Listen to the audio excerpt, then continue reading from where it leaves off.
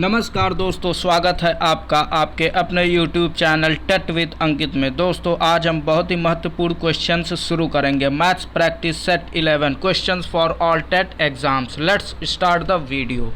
First question is, यदि 4/8/2017 को शुक्रवार है तब 61 दिनों के बाद कौन सा दिन होगा। तो दोस्तों इस क्वेश्चन को करने के लिए सबसे पहले हमें पता होना चाहिए कि एक सप्ताह में 7 दिन होते हैं।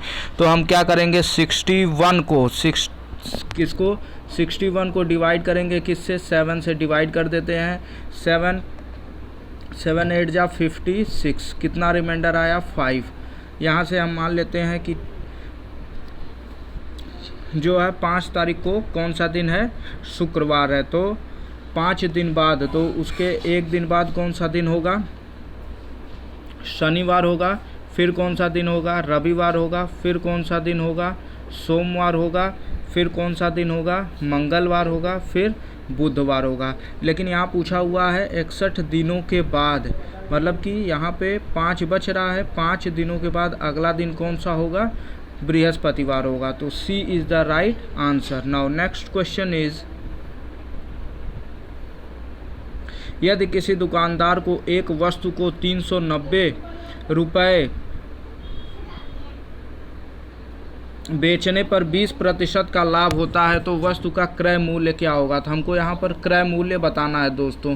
390 रुपये में हम उस सामान को बेच रहे हैं, 20% का हमको लाभ हो रहा है। तो 20% को हम जो है फ्रैक्शन भिन्न के फॉर्म में लिख लेते हैं। तो इसको क्या हो गया, 1/5 हो जाएगा। 20% कितना हो गया, 1/5। तो नीचे हमारा क्या रहता है, क्रय मूल्य रहता है, जिसे हम CP से लिखते हैं। और एक हमारा क्या है, प्रॉफिट है, लाभ है। तो SP क्या हो जाएगा, SP बराबर क्या हो जाएगा, CP प्लस प्रॉफिट। तो SP हमारा जो है कितना मान लिए, 6 हो गया। 5 + 1 6, 5 + 1 कितना हो गया, 6 हो गया। लेकिन हमारा 6 की वैल्यू कितना दिया हुआ है क्वेश्चन में, 390 रुपीज़ दिया हुआ है। तो 1 की वैल्यू कितनी हो जाएगी, 390 भागे 6। तो ये हो गया कितना दोस्तों, 6 6 का 36। इसको हम डिवाइड कर देंगे तो 6 6 का 36, 6 × 5 = 30, 65 हो गया। लेकिन हमसे क्या पूछा हुआ है, क्रय मूल्य। क्रय मूल्य क्या है, 5 है। तो क्या कर देंगे, 65 × 5। इसमें हम मल्टीप्लाई कर देंगे तो 5 5 जा 25, 2 हासिल, 6 5 जा 32, 22। तो 325 is the right answer. Now D is the right answer. Now next question is, यदि किसी कस्बे की जनसंख्या 60,000 से बढ़कर 65,000 हो जाती है तो जनसंख्या में वृद्धि प्रतिशत में होगा। तो दोस्तों इसमें क्या करना है, सबसे पहले कितना दिया हुआ है, 65,000 हमारे बढ़ के जनसंख्या हो जा रही है। पहले कितनी थी, 60,000 थी। तो 60,000 में 65,000 में से 60,000 घटा देंगे तो कितना हो गया, 5,000 हो गया। अब हमें इसको प्रतिशत में बदलना है। तो प्रतिशत में हमें पुरानी वैल्यू लिया जाता है। तो 5,000 डिवाइड बाई 60,000 मल्टीप्लाई बाई 100। तो यहाँ 3 0 से 3 0 ये कैंसिल हो गया, 5 1 जा 5 और ये हो गया 12। इसको हम कट कर देते हैं तो ये हो गया, 2 से कट करेंगे तो ये हो गया 50, ये हो गया 6। फिर 2 से कट कर देते हैं तो ये हो गया 25 और ये हो गया 3। तो हमारा क्या प्रतिशत हो गया, 25/3%। तो B is the right answer. Now next question is, 40 व्यक्ति 30 दिनों में 200 किलो चावल खाते हैं, कितने दिनों में 30 व्यक्ति 500 किलोग्राम चावल खाएंगे। तो दोस्तों इस क्वेश्चन को सबसे पहले कितने व्यक्ति हैं, 40 व्यक्ति हैं। कितने दिनों तक खाते हैं, 30 दिनों तक खाते हैं। कितना खाते हैं, 200 किलोग्राम चावल खा लेते हैं। इक्वल टू, अब कितने व्यक्ति हैं, 30 व्यक्ति हैं। कितने दिनों तक खाते हैं हमको नहीं पता है, उसको हमने D मान लिया। और कितना किलोग्राम खा लेते हैं, 500 किलोग्राम खा लेते हैं। यहाँ से इसको हम सॉल्व कर लेते हैं। 2 0 से 2 0 यहाँ पे कैंसिल कर दिए। ठीक है दोस्तों, 5 1 जा 5, 5 6 जा 30, 2 1 जा 2, 20। यहाँ मल्टीप्लाई कर लेते हैं। 20 में 30 मल्टीप्लाई करेंगे तो ये हो गया 30 मल्टीप्लाई बाई 20। यहाँ 6 है, ये 6 यहाँ पे आ गया, इक्वल टू D। यहाँ से इसको कट करते हैं, 6 1 जा 6, 6 5 जा 30। तो ये कितना हो गया, 5 में 20 से मल्टीप्लाई कर देंगे तो कितना हो गया, 5 2 जा 10। तो 100 डेज।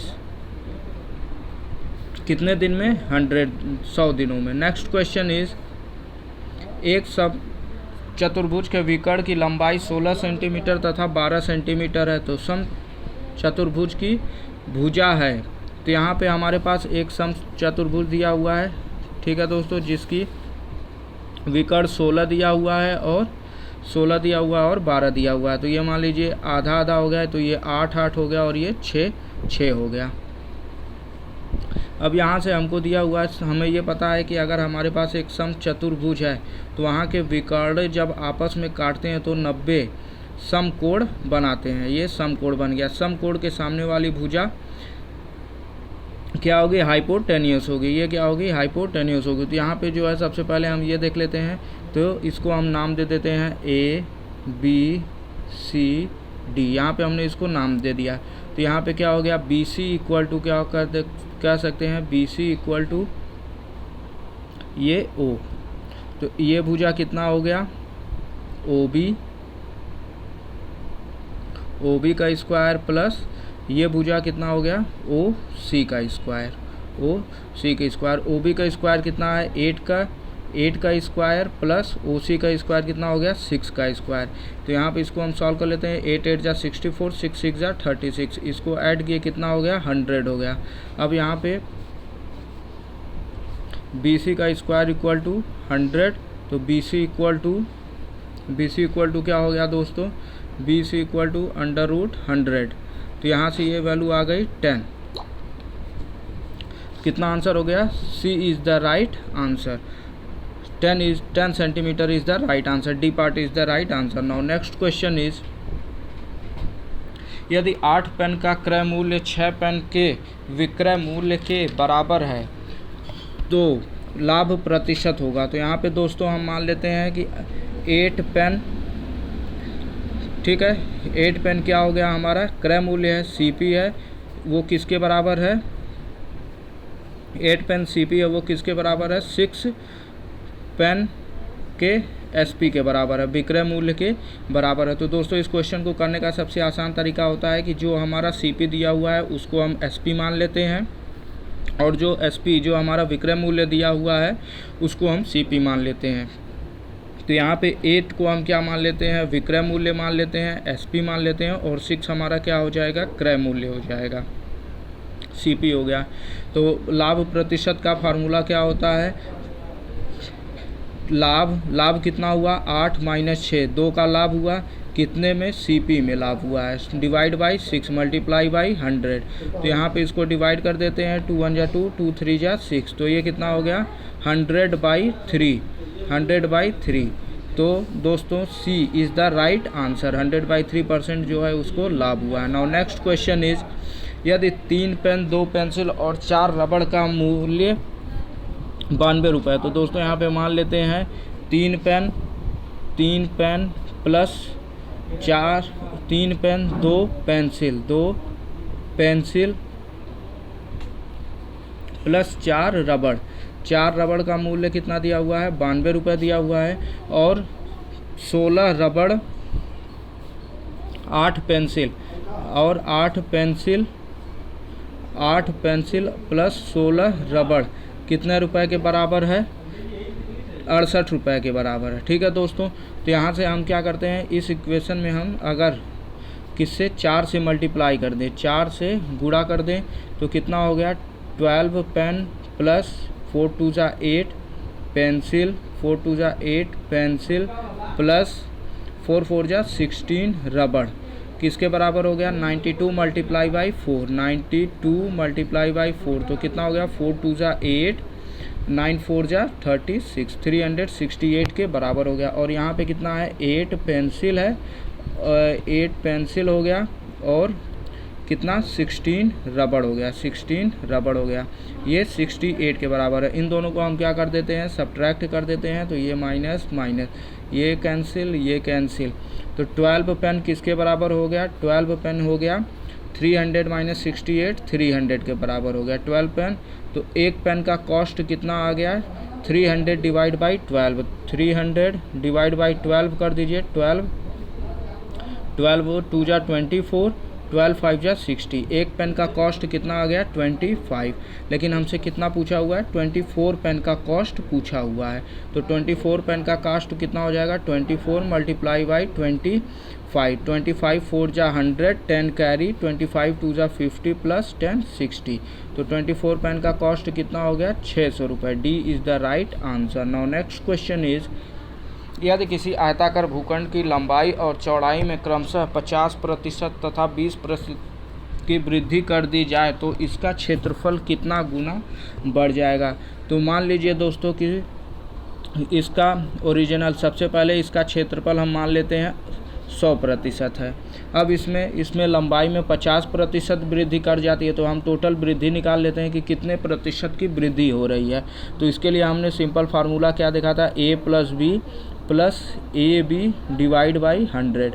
तो यहाँ से हम इसमें जो है रख लेते हैं, सबसे पहले कितना है 50, सबसे पहले कितना है 50, फिर कितना है +20 प्लस 50 गुणे 20 बटे 100।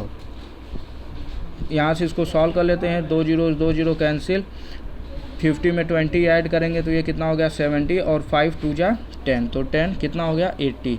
तो कितना 80% की क्या हो रही है वृद्धि हो रही है।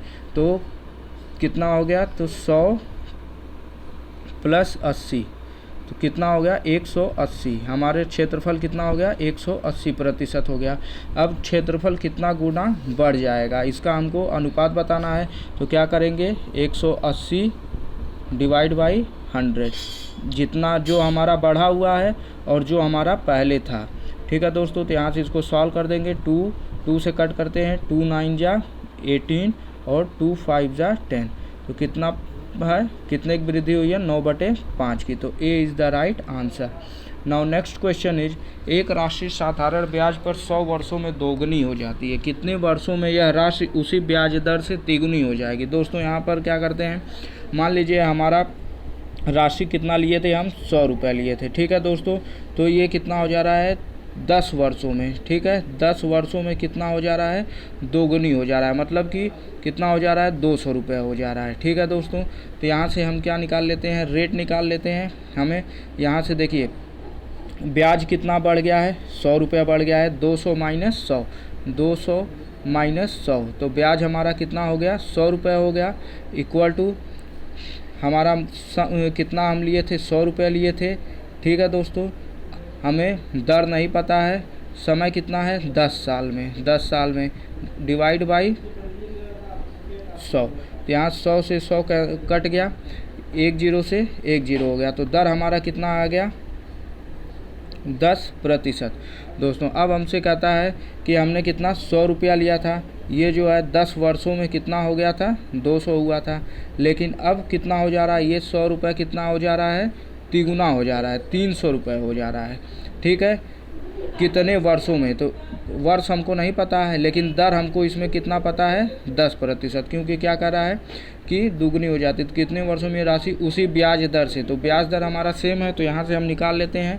हमारा ब्याज कितना मिल रहा है 300 माइनस 100, तो हमको ब्याज कितना मिल रहा है 200 रुपये मिल रहा है।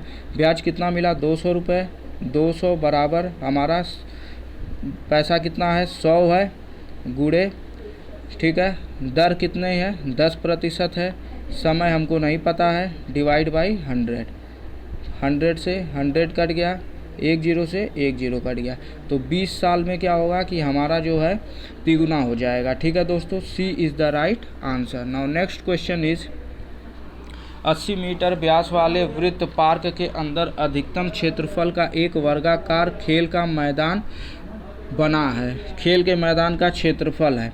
तो हमारे पास क्या दिया हुआ, एक वृत्ताकार दिया हुआ है, उसके अंदर एक वर्गाकार बना हुआ है। ठीक है दोस्तों, एक वर्गाकार बना हुआ है जिसका अधिकतम क्षेत्रफल का वर्गाकार, ठीक है, व्यास जो है इसका 80 है। ठीक है दोस्तों, तो यहाँ पे हमको एक सिंपल सा सूत्र पता है, हमने पिछले भी वीडियो में डिस्कस किया हुआ है कि जब भी हमारे पास एक वर्गाकार मिलता है और उसका विकर्ण दिया हो तो उससे हम डायरेक्ट जो है उसका क्षेत्रफल निकाल सकते हैं। तो उसके लिए क्या सूत्र है, क्षेत्रफल का 1/2 गुणे विकर्ण का या डायगोनल का स्क्वायर कर देंगे। डायगोनल का क्या कर देंगे? स्क्वायर कर देंगे। तो यहाँ पर दोस्तों क्या कर देंगे फिर 1/2 मल्टीप्लाई बाई डायगोनल। डायगोनल कितना दिया हुआ है? 80 दिया हुआ है। 80 गुणे 80। यहाँ से इसको हम कट कर देते हैं। 2 1 जा 2, ये कितना हो गया? 40 हो गया। 8 4 जा 32, 8 4 जा 32 और 2 0 यहाँ पे। तो ये कितना हो गया दोस्तों? 32 वर्ग मीटर हमारा क्या हो गया? राइट आंसर हो गया। नाउ नेक्स्ट क्वेश्चन इज, यदि p का p प्रतिशत 36 हो तो p बराबर क्या होगा? तो यहाँ पे p का p प्रतिशत मतलब p को हम 1/100 लिख देंगे। p गुणे 1/100 किसके बराबर है? 36 के बराबर है। ठीक है, यहाँ पे इसका मल्टीप्लाई कर देंगे और इन दोनों का मल्टीप्लाई कर देंगे तो कितना हो गया? p square equal to 3600। कितना हो गया? p square equal to 3600। तो p इक्वल टू क्या हो गया दोस्तों? √3600। अब हम इसको क्या लिख सकते हैं? 60 गुणे 60 लिख सकते हैं अंडर रूट में। तो यहाँ पे क्या है? 2 है तो 1 बाहर आ गया। तो p की वैल्यू कितनी हो गई दोस्तों? p की वैल्यू हो गई 60। p की वैल्यू कितनी हो गई? 60। तो d is the right answer. Now next question is, 15 centimetre भुजा वाले किसी घन में 3 सेंटीमीटर भुजा वाले कुल कितने घन काटे जा सकते हैं दोस्तों? तो घन का हमको क्या फार्मूला पता है? घन के आयतन का क्या फार्मूला पता है? a cube. ये घन के आयतन का फार्मूला है। तो यहाँ से 15 सेंटीमीटर एक भुजा दिया हुआ है, तो यहाँ से हम निकाल लेते हैं कितना हो गया? 15 गुणे 15 गुणे 15। अब कह रहा है कि उसमें से 3 सेंटीमीटर की एक भुजा बना देनी है। तो यहाँ पे हम क्या करते हैं? 3 सेंटीमीटर की अगर एक भुजा हो जाएगी तो वहाँ से उसका हम क्या निकाल लेते हैं? आयतन निकाल लेते हैं। और ठीक है दोस्तों, तो उसके घन का आयतन क्या हो जाएगा? उसके घन का आयतन हो जाएगा 3 गुणे 3 गुणे 3। हम क्या करते हैं? हमको बताना है कितने घन बनाए जा सकते हैं, कितने घन काटे जा सकते हैं। तो ये डिवाइड कर देंगे। ठीक है, 3 1 जा 3, 3 5 जा 15, 3 1 जा 3, 3 5 जा 15, 3 1 जा 3, 3 5 जा 15, 5 5 5 3 बार मल्टीप्लाई करेंगे। 5 5 जा 25, 25 5 जा 125। तो C is the right answer. Now next question is, 1 से 10 तक की सभी प्राकृतिक संख्याओं से विभाजित होने वाली सबसे छोटी संख्या क्या है? ठीक है दोस्तों, तो यहाँ पे हमारे पास प्राकृतिक संख्या क्या है? 1 है, 2 है, 3 है, 4 है, 5 है, 6 है, 7 है, 8 है, 9 है, 10 है। यहाँ पर जो है 1 जो है 2 जो है मल्टीपल है किसका? 10 का है। 3 जो है 9 का है। 4 किसका है? 8 का है। 5 किसका है? 10 का है। तो यहाँ पे 6 7 8 का हम क्या निकाल लेते हैं? एलसीएम निकाल लेते हैं। 6 7 8 9 10। यहाँ पे जो है 2 से करते हैं तो ये कितना हो गया? 3 7 4 9 5। फिर यहाँ पे हम 2 से करते हैं तो ये कितना हो गया? 3 7 2 9 5। फिर हम किससे करते हैं? 2 से करते हैं। ठीक है, तो 3 7 1 9 5। फिर हम 9 से करते हैं, 3 से करते हैं तो कितना हो गया? 1 7 1 3 5। फिर किससे करेंगे हम? 3 से करेंगे, फिर 5 से, फिर 7 से। इसका हम मल्टीप्लाई कर देते हैं। 7 5 जा 35, 35 में 2 से मल्टीप्लाई कर देंगे कितना हो गया? 70, 70 में 2 से मल्टीप्लाई करेंगे तो कितना हो गया? 140, 140 में 8 से 9 से 3 3 जा 9, 40 में 140 में 9 से मल्टीप्लाई करेंगे तो 126, और 126 में अगर हम 2 से मल्टीप्लाई करते हैं तो कितना हो गया? 252। और 140 था दोस्तों तो 1 0 और लगा देंगे तो कितना हो गया? 2520 is the right answer. Now next question is, thank you दोस्तों, please subscribe the channel and like the video. दोस्तों मैंने इसके पहले 10 सेट का वीडियो दिया हुआ है, अगर आपको अच्छा लगे तो उसे ज़रूर देखें। थैंक यू दोस्तों।